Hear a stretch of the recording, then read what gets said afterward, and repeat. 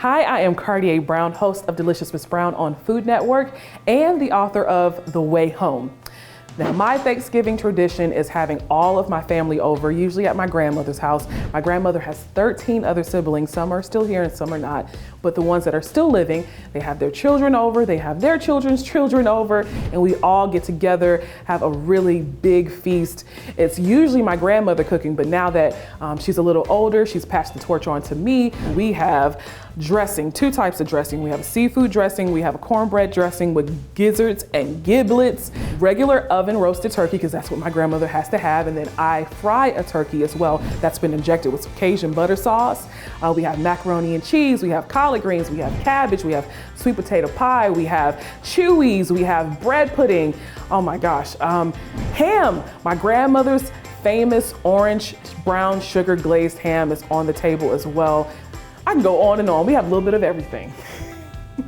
So the best way to avoid a dry turkey is to inject your turkey. You gotta inject it with some spices and some butter. I like to melt down my butter, put a few spices in there. I like to make like a Cajun butter sauce. Melt down the butter, add your spices, inject it into like an injector, and inject your breast meat. You get into the dark meat as well. And once you bake it, it has all of those flavors, and that butter just kind of runs through the meat. And also brining your turkey also prevents it from drying out. So the night before, if you want to put it in some water with some sugar, a little salt, that'll help get the skin nice and crispy and keep the meat juicy. All right, so my best tip or trick for Thanksgiving would be to prepare.